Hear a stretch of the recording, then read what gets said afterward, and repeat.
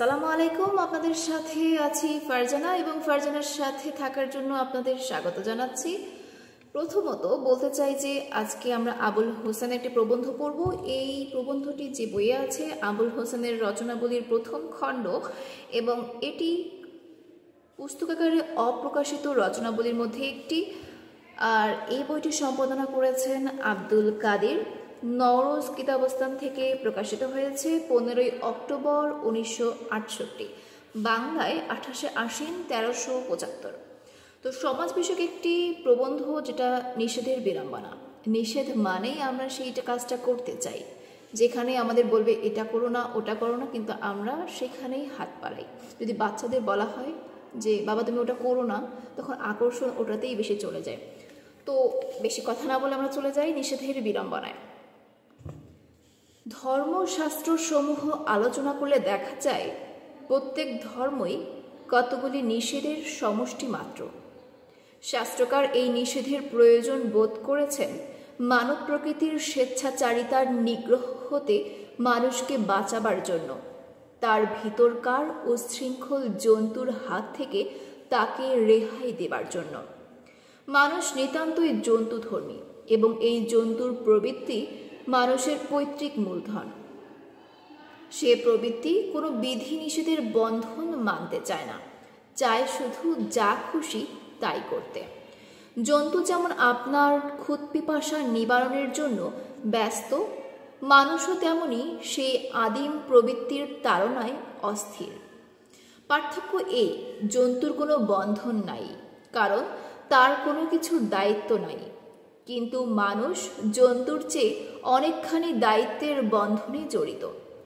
জন্তুর অন্যের জন্য ভাববার কিছু নাই, কিন্তু মানুষের ভাবতে হয় অনেকের জন্য।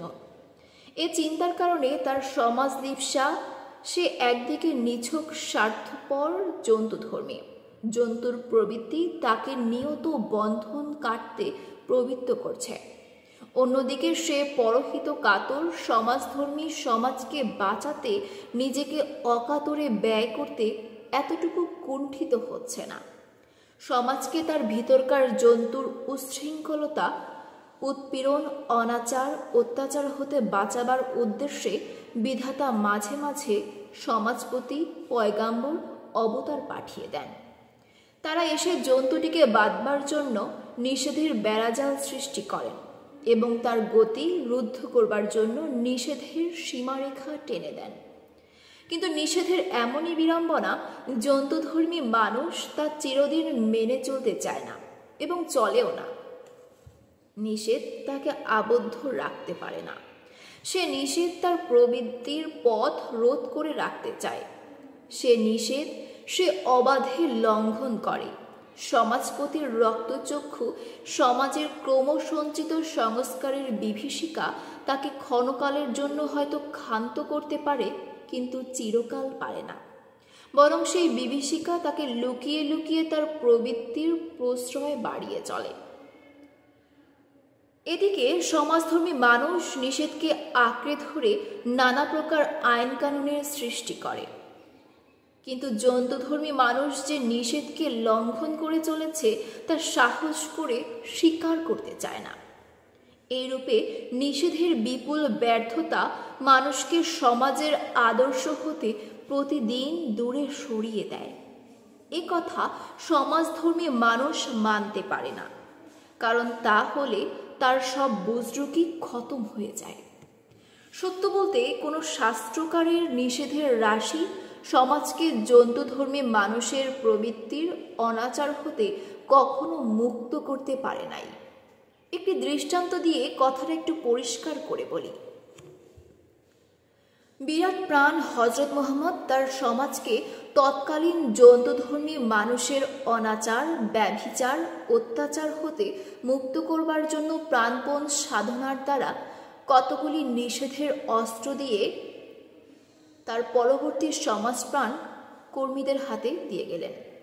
সেই নিষেধ মেনে যে চলে সে তার উম্মত বা শিষ্য বলে পরিচিত হয়। তার আশা ছিল মানুষ যদি তার নিষেধগুলি মেনে চলে তবে সমাজ জন্তুধর্মীর উচ্ছৃঙ্খলতা হতে মুক্তি লাভ করতে পারবে। কিন্তু আজ যারা তার উম্মত বলে পরিচিত, তাদের দেখলে তো মনে হয় না তারা নিষেধ মেনে চলছেন। তারা নিষেধ মানেন না, অথচ সমাজ তাদেরকে বুকে ধরে রেখেছে। কারণ তা না করলে সমাজের রূপ বদলে যায়। সমাজ যদি বৈচিত্র্য বুভুক্ষ চঞ্চল প্রবৃত্তির অধীন জন্তু ধর্মের অনুসরণ করে, তাহলে সমাজ তার আদিরূপ হারাতে ব্যর্থ। প্রথম প্রথম নিষেধ একটা সংস্কার সৃষ্টি করে। সেই সংস্কারই সমাজকে বাঁচিয়ে রাখে, আর সমাজধর্মী মানুষ ওই সংস্কারের দাস হয়ে পড়ে। ফলত মানুষের আসল প্রকাশ ওই জন্তুধর্মীর প্রবৃত্তির লীলা খেলায়, যেটা দেশ, কাল, আর্থিক অবস্থার দ্বারা নিয়ন্ত্রিত। কিন্তু সমাজ যুগ বিশেষের, ব্যক্তি বিশেষের উদ্ভাবিত নিষেধ দ্বারা নিগড়িত। সে নিষেধ পরবর্তী যুগের জন্য হয়তো অনেকখানি অপ্রযোজ্য। সমাজ তা স্বীকার করে না। সে সর্বকাল ও সর্বযুগে ওই নিষেধকে জারি রাখতে চেষ্টা করে। তাই সমাজধর্মীর সহিত জন্তুধর্মীর বিরোধ অনিবার্য হয়ে ওঠে। পরে এই বিরোধ প্রচণ্ড হয়ে উঠলে সমাজকে আমূল পরিবর্তনের জন্য সংস্কারক বেদনা ও অনুভূতি নিয়ে জন্তুধর্মীর সঙ্গে রফা করতে আবির্ভূত হন। এইরূপে যুগে যুগে সমাজধর্মী জন্তুধর্মীকে একটু একটু প্রাধান্য দিয়ে আসতে বাধ্য করেছে। অর্থাৎ সমাজ জন্তুধর্মীর প্রবৃত্তিকে ক্রমশ স্বীকার করে আসছে। দৃষ্টান্তের কথা, বর্তমান মুসলমান সমাজ ধরা যাক। হযরত মুহাম্মদের নিষেধের মধ্যে কতগুলো এই খোদা ছাড়া আর কাহারও নিকট মাথা নত করো না, জেনা অর্থাৎ পরস্ত্রী স্পর্শ করো না, মদ খেও না, নাবালক ও স্ত্রীলোকের প্রতি দুর্ব্যবহার করো না, এবং তাদের সত্য ও অধিকার হতে তাদিগকে বঞ্চিত করো না, প্রতিবেশীর প্রতি রূঢ় ব্যবহার করো না, পুত্রকন্যাকে মূর্খ রেখো না, ভিক্ষা করো না, শূকরের মাংস খেও না, ধর্মের জন্য জুলুম করো না, অন্যের অধিকার নষ্ট করো না, সৎ পরিশ্রম লব্ধ আয় ভিন্ন অন্য আয়ের চেষ্টা করো না, সুদ দিও না। এই সমস্ত নিষেধ লঙ্ঘন করা হারাম। তার শাস্তি পরকালে অনন্ত দোজখ ভোগ। কিন্তু দুঃখের বিষয়, বর্তমান মুসলমান সমাজে জন্তুধর্মী মানুষগুলোকে পরীক্ষা করলে দেখা যায় তারা দোজখের ভয়ে আদৌ ভীত সন্ত্রস্ত না হয়ে নির্বিকার চিত্তে ওই নিষেধের প্রত্যেকটি লঙ্ঘন করে চলেছে। নিষেধ মাত্র হাদিস কোরআনে লিপিবদ্ধ আছে। এখন চলেন একটা একটা করে ধরি। মুসলমান আজ ঘোর পৌত্তলিক। সে খোদাকে চেনে না। সে চেনে তার পীর এবং তার দাদা পীরের কবর। কবর আজ মুসলমানের সর্বশ্রেষ্ঠ দরগা হয়েছে। তার সর্বকামনার আখড়া সেখানে। দরগাকে শ্রদ্ধা করতে গিয়ে সে মানুষকে শ্রদ্ধা করতে হয় কেমন করে তা ভুলে গেছে। সে দরগার পূজা করতে গিয়ে নিজের সেবায় উদাসীন হয়েছে এবং নিজেকে অন্যের শ্রদ্ধার পাত্র করে তুলতে হয় কি করে সে জ্ঞান হারিয়েছে। নিজে অবজ্ঞার পাত্র হলে যে ধর্মের অবমাননা আপনিই ঘটে তা সে বুঝে ওঠে না। নিজের অক্ষমতা দূর করার একমাত্র উপায় হয়েছে তার দরগায় মানত। তার দুরভিসন্ধি হাসিল করতে হলে সে দৌড়ায় দরগায়।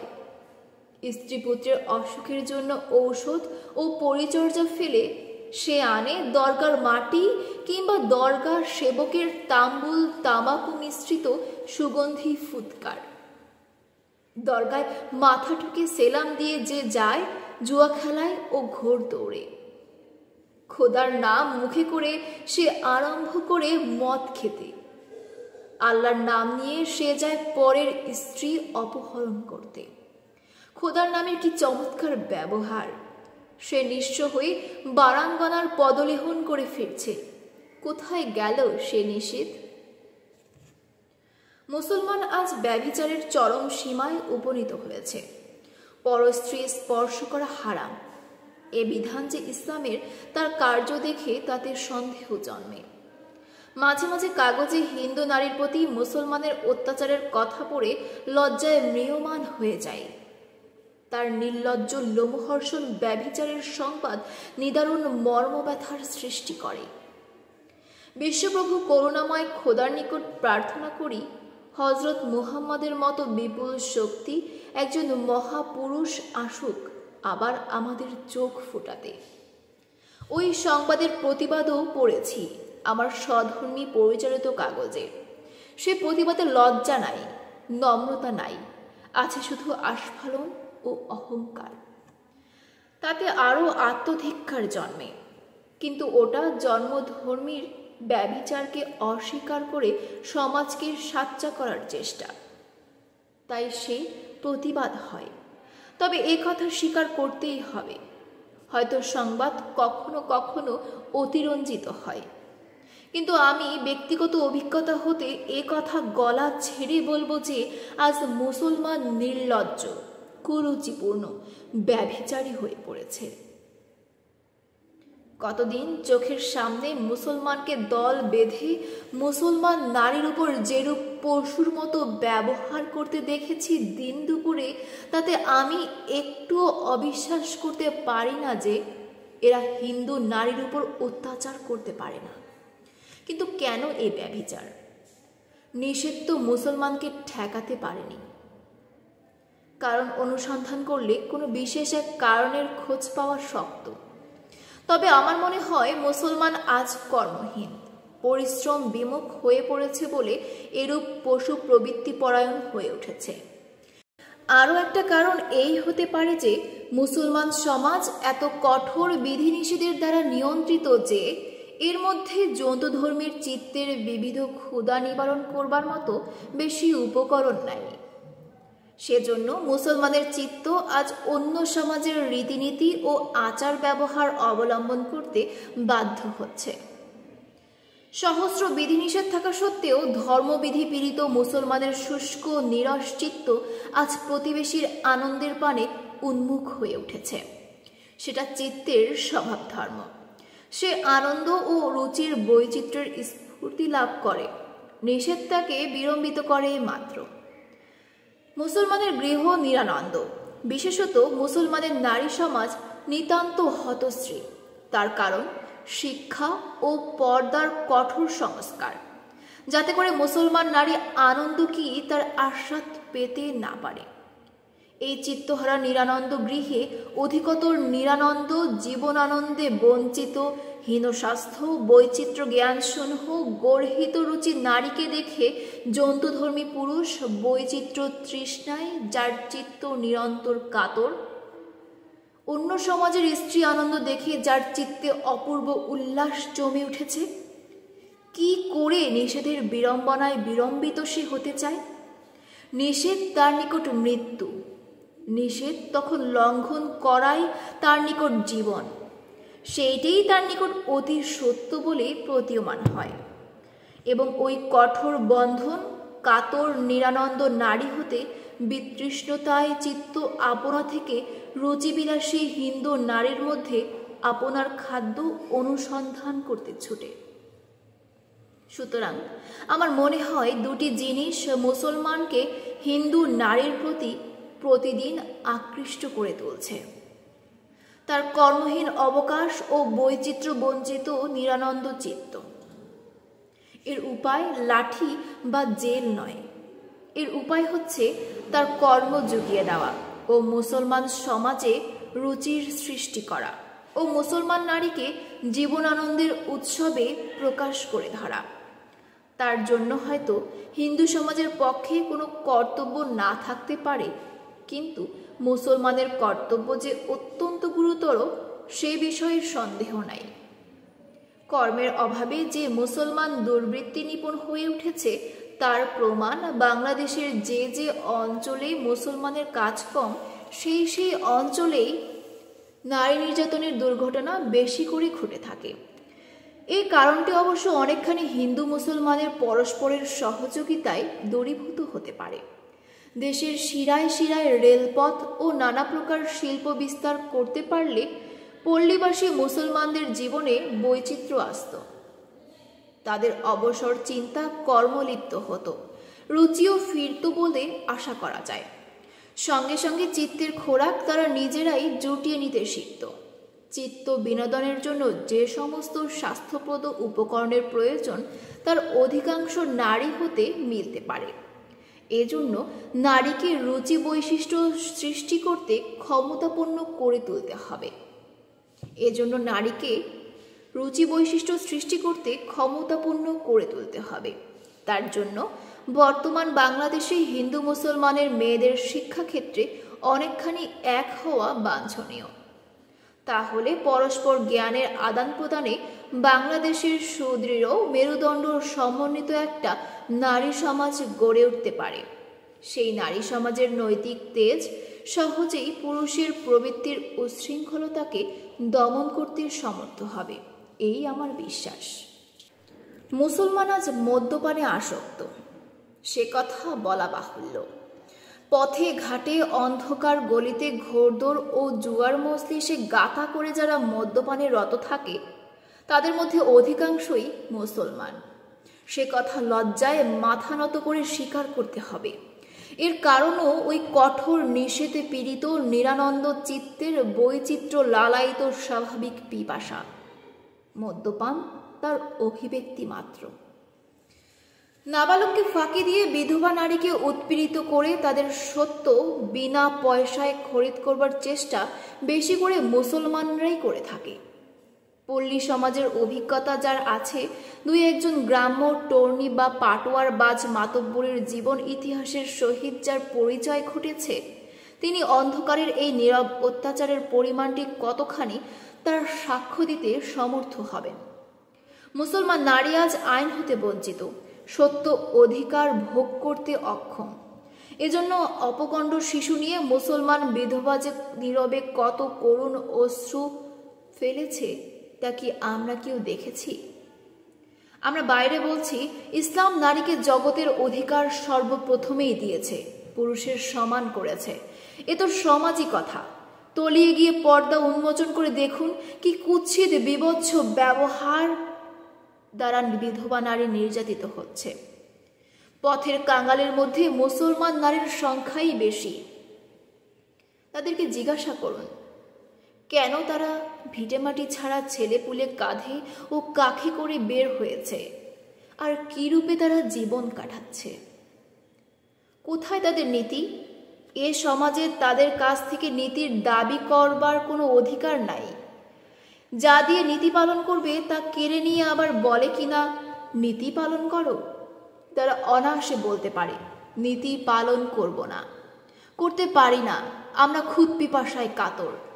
হে মুসলমান সমাজ, এর কি উত্তর দিবে? মুসলমান নিরক্ষর, এ তো প্রবাদ হয়ে পড়েছে। অথচ হজরত বলেছেন মূর্খরা হারাম। কই, কোনো চেষ্টাই তো সমাজ পুরোপুরি করছে না তাদের শিক্ষিত করতে। তারা নিজেদেরও তো নাই। মুসলমান ভিক্ষুকের সংখ্যা দিন দিনই বাড়ছে। আদমশুমারি ঘেঁটে দেখলে এর সত্যতা প্রমাণ করতে কষ্ট হবে না। ভিক্ষা করতে নিষেধ করা হয়েছে, এই বিপুল ভিক্ষাবৃত্তি কি তারই প্রতিশোধ? ভিক্ষা করবে না তো কি করবে? অসহায় পিতৃহারা শিশুরা পৈতৃক সত্য হতে বঞ্চিত হয়ে মায়ের আঁচল ধরে বের হতে বাধ্য হয়। অবশেষে নিরুপায় হয়ে পথে উঠে অন্য ধর্মীদের বিরক্তি ও নিদারুণ অভিশাপের পাত্র হয়ে সমাজের কাটা আবর্জনার স্বরূপ ঘুরে ঘুরে সেই শক্তিমান ধর্মপ্রবর্তকের ধর্মনীতির কলঙ্ক ও অপমান বাড়িয়ে তুলছে। এর প্রতিকার কি কিছু নেই? খানসামা বাবুর্চি হতে মুসলমানই ওস্তাদ, এ কথা না বললেও চলে। সে গৌরব হতে আমাদিগকে হঠাৎ কেউ বঞ্চিত করতে পারছে না। কিন্তু জানেন, শূকরের মাংস ও চর্বি হচ্ছে এদের আসল উপকরণ। তাই দিয়ে তাদের বাবুর্চিগিরির বাহাদুরি বজায় করতে হয়। কেন তারা করে? উত্তর, পেটের দায়। এই সম্পর্কে একটা মজার গল্প বলি। নিষেধ সেই পেটের দায় হতে তাকে উদ্ধার করতে পারে না। একদিন আমার এক বন্ধু, জনৈক মুসলমান অধ্যাপক, তার ইংরেজ প্রভুর গৃহে আমন্ত্রিত হন এবং দস্তুর মতো ডিনারে পরিতুষ্ট হয়ে বাড়ি ফিরেন। কয়েকদিন পরে সেই প্রভুর বাবুর্চির সঙ্গে আমার দেখা। সে তো এসে আমার বন্ধুর আকৃতি প্রকৃতির বর্ণনা আরম্ভ করল। উদ্দেশ্য, সে আমাকে বন্ধুটিকে চেনাতে চায়। আমি তার উদ্বিগ্নতা দেখে তখন না চিনলেও বললাম, হ্যাঁ চিনলাম, এখন বলো তোমার কি বলবার আছে। সে তখন সেদিনকার ডিনারের কথা বলল এবং আরও বলল যে বন্ধুটি আমার ওই নিষিদ্ধ পশুর চর্বির দ্বারা পাকানো সমস্ত জিনিসই অতি লজ্জতের সঙ্গে খেয়েছিলেন। বিশেষত সেই হ্যাম তিনি কি করে আরও চেয়ে খেয়েছিলেন তাহাও সে বলল।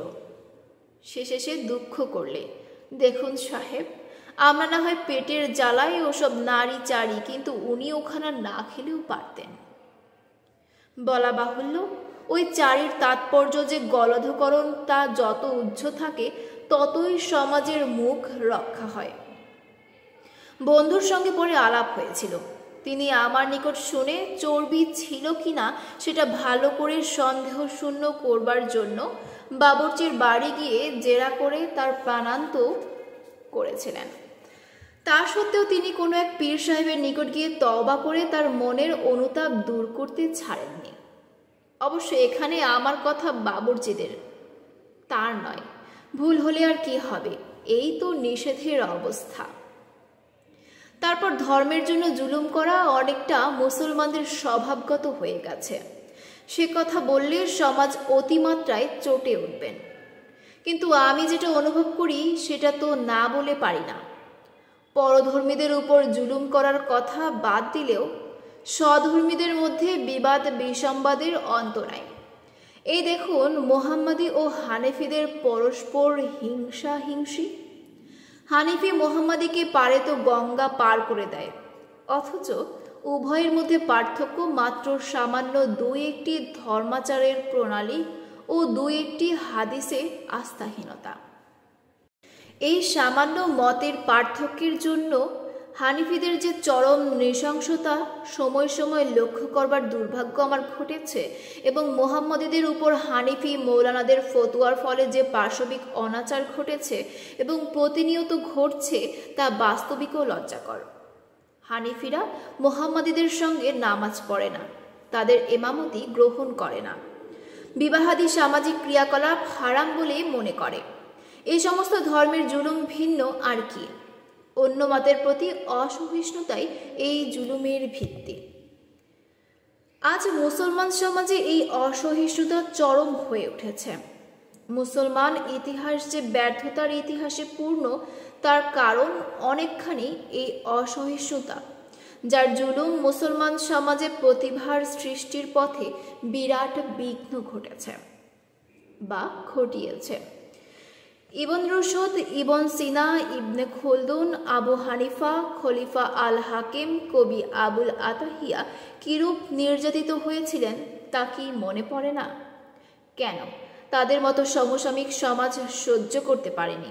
এই অসহিষ্ণুতার জুলুম চিরদিন আমাদের স্বাধীন চিন্তাকে প্রতিরোধ করেছে।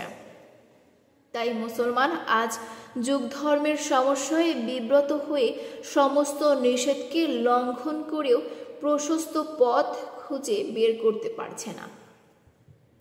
আজ আমরা নিজের চিন্তায় এত সংকীর্ণচিত্ত হয়ে পড়েছি যে যখন আমরা আমাদের অধিকার ভোগ করতে চাই, তখন অন্যের অধিকারের কথা মনে থাকে না। তার প্রমাণ অনেকটা গরু ও বাজনা উপলক্ষ করে যে দ্বন্দ্ব আমাদের অহর্নিশ চলছে, তা থেকে গ্রহণ করা যেতে পারে। বাজনা দ্বারা মসজিদের অপমান হয়, এই চিন্তাটাই জুলুমের অবলম্বন বললে অত্যুক্তি হয় না।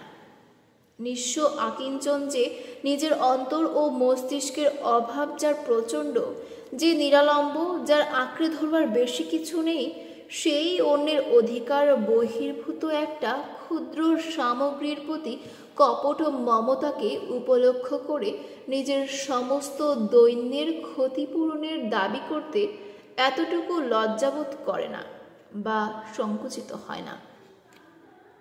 আজ মসজিদ উপলক্ষ করে মুসলমান তার অন্য দিককার বিপুল দৈন্যের ক্ষতিপূরণ করতে চায়, কিন্তু বুঝতে পারে না যে চিত্ত থেকে মসজিদের প্রতি সত্যকার শ্রদ্ধা যতটুকু উচ্চারিত হতে পারে, শুধু সেই পরিমাণ দাবি করলে হিন্দুরা খুশিতে আরও শ্রদ্ধা করে বাজনা বন্ধ করত। কারো কোনো জিনিসের প্রতি শ্রদ্ধা করতে জোর করার নিতান্ত মূঢ়তা।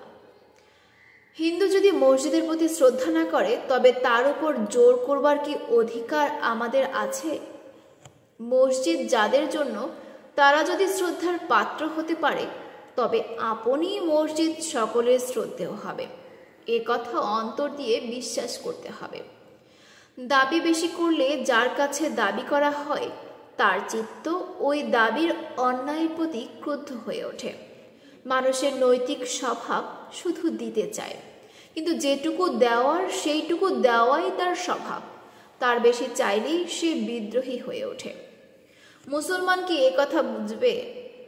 বাজনা 24 ঘন্টার জন্য বন্ধ করতে হবে। এত বড় দাবিতে যে হিন্দুর অধিকারকে একেবারে অস্বীকার করা হচ্ছে, তা আমরা যেন বুঝছি না। অন্যের অধিকার নষ্ট করা হারাম। নিষেধ মেনে চলবার শক্তি ও শুভ বুদ্ধি আমাদের বিলুপ্ত হয়েছে। অন্যের অধিকারকে শ্রদ্ধা করবার গৌরব হতে আজ আমরা অতি নির্মমভাবে বঞ্চিত। ক্ষুদ্র স্বার্থের অংশ নিয়ে যারা নিরবধি ভাতৃবিরোধে অভ্যস্ত, তারা কেমন করে অন্যের অধিকারকে সুনজরে দেখবে? সে অধিকার স্বার্থদ্বন্দ্ব। অধিকার বিদ্বেষ দ্বারা লাঞ্ছিত আমাদের অন্তর শ্রদ্ধার চোখে দেখতে একেবারে কুণ্ঠিত। এ অবস্থায় আমাদের চাওয়াই ক্ষুদ্র বলে মনে করি এবং অন্যের দাবি ন্যায়সঙ্গত নয় বলে চিৎকার করে উঠি।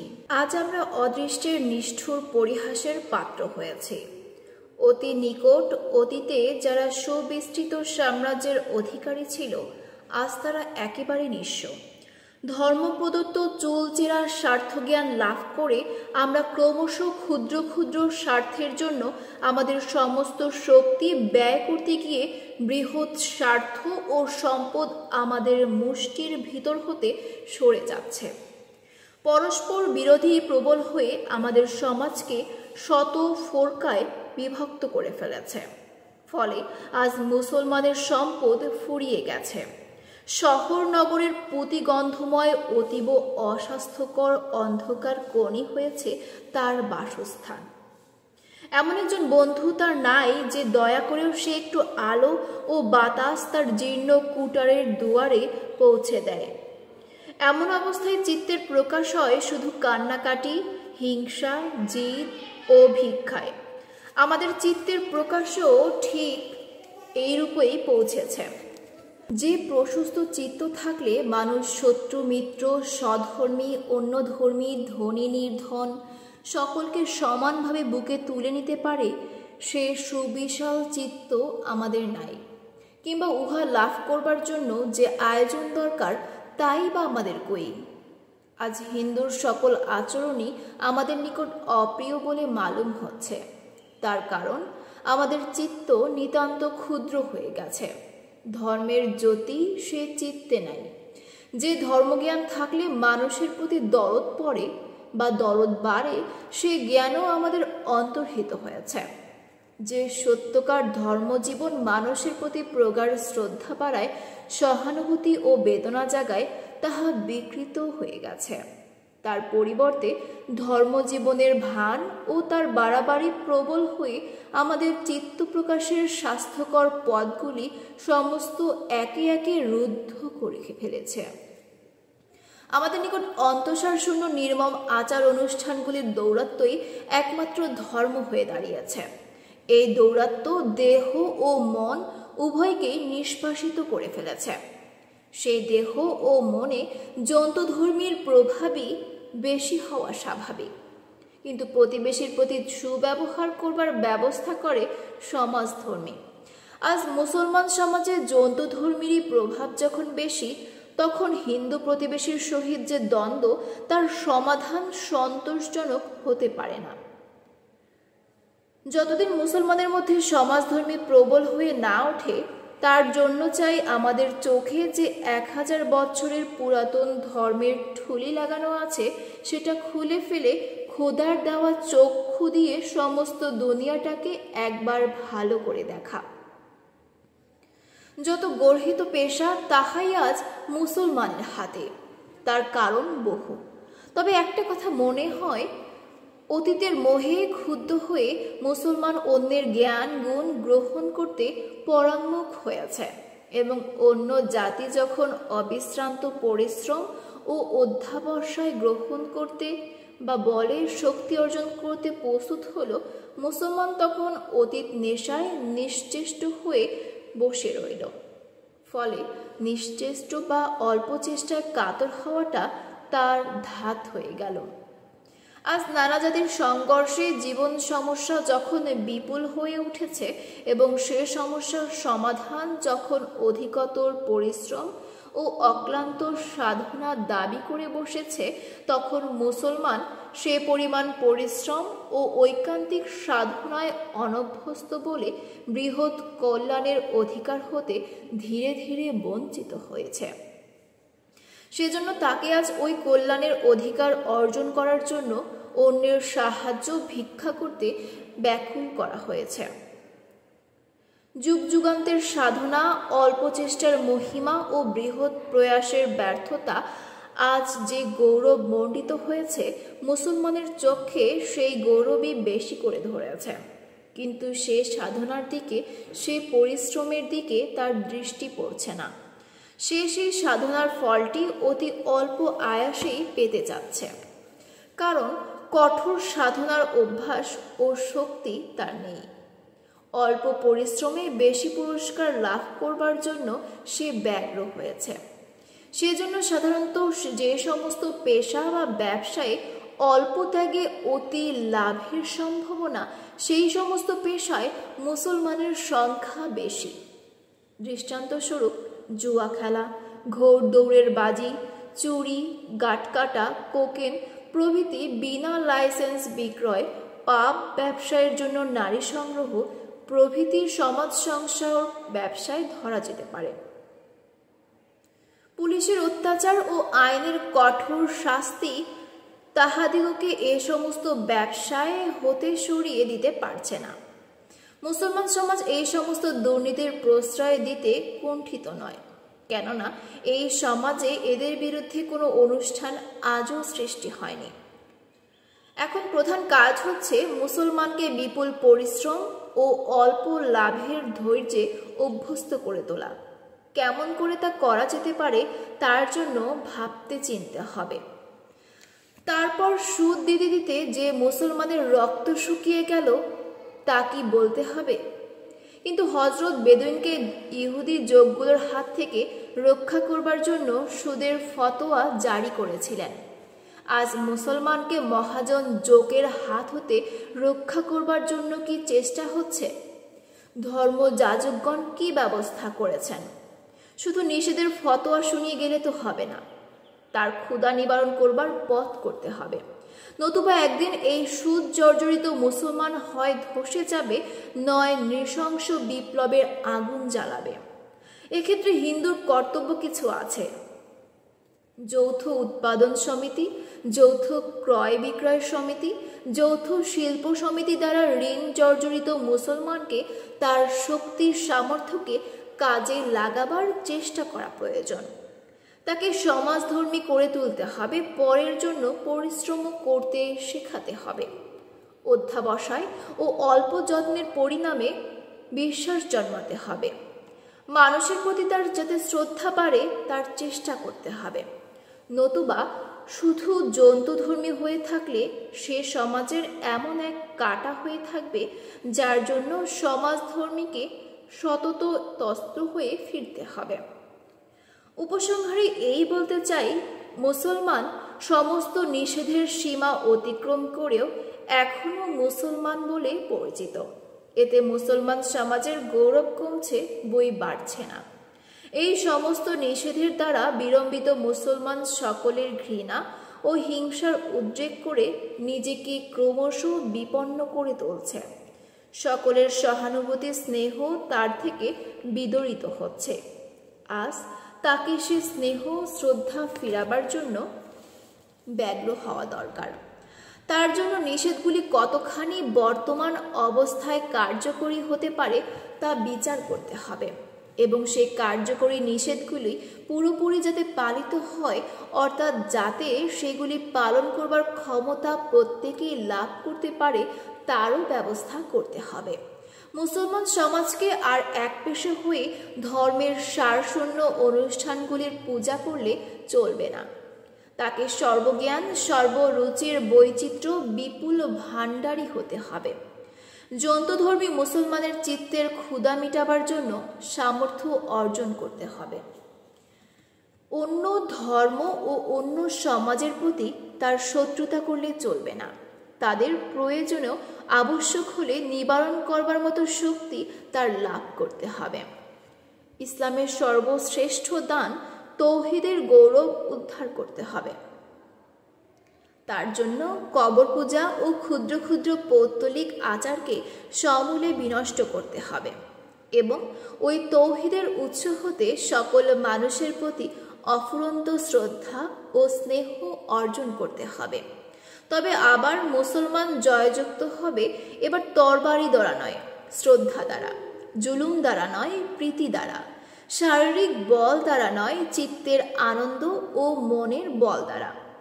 তখনই নবমুসলিমের জন্মলাভ হবে, যে হবে স্থির বুদ্ধি, বিশাল চিত্ত, সংস্কার মুক্ত, বিপুল স্নেহ এবং অন্যের অধিকার দানে মুক্ত হস্ত। তাই আজ আর একবার প্রার্থনা করি, নিতান্ত দুঃখ ও লজ্জার সহিত, মুসলমান শক্তি লাভ করুক, তার চিত্ত বিকশিত হোক, তার জ্ঞান চক্ষু উন্মোলিত হোক, তার মানুষের প্রতি শ্রদ্ধা ও দরদ বর্ধিত হোক, সে সকলকে বুকে ধরতে শিখুক। এখনই শেষ হলো, তবে আরেকটি কথা বলার আছে। এটি হচ্ছে প্রথম প্রকাশিত হয় অভিযানে প্রথম বর্ষে প্রথম সংখ্যায় ভাদ্র 1333 সনে। আর এতক্ষণ আমার সাথে থাকার জন্য ধন্যবাদ।